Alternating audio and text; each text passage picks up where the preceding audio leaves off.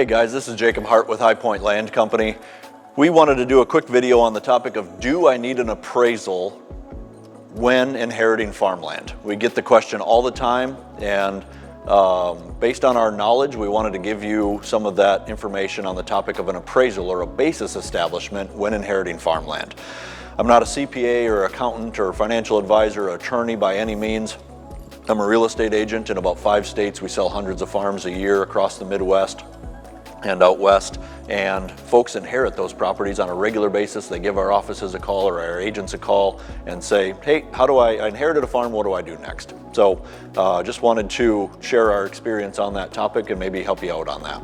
So when you inherit a farm, you have the opportunity to get what's called a step up in basis.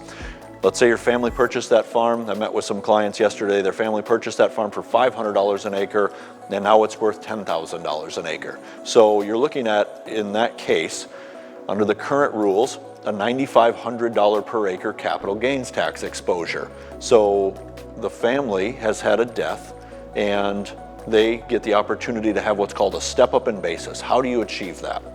So when a family member passes away that owns an asset, like a farm, you can get an appraisal on that asset and get a step up in basis. The step up in basis allows you to go from that $500 an acre purchase price to the current value of $10,000 per acre, for example, and skip the $9,500 per acre gain, which, depending on the amount of acres, could be a substantial amount. I mean, 6 or 7 figures of capital gains tax exposure that would be there. So families many times want to take advantage of the step up in basis.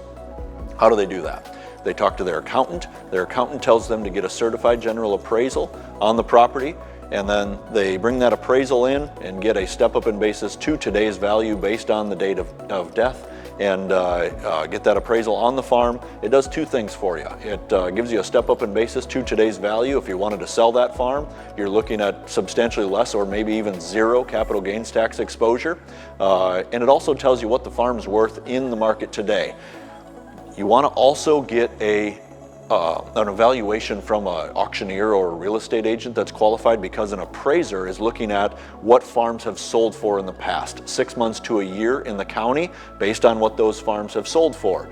A real estate agent is going to attempt to predict the future based on what the market is doing. Is it going up or is it going down on interest rates, commodity prices? What are they seeing in the market today for the properties that are pending or have recently sold at an auction? So be sure to get both opinions on that. First, your certified general appraisal, and then your evaluation from a real estate broker, because they might very well be 2 very different numbers. But to answer the question, do I need an appraisal on the topic of inherited farmland or inherited land where you want to step up in basis, the answer is yes.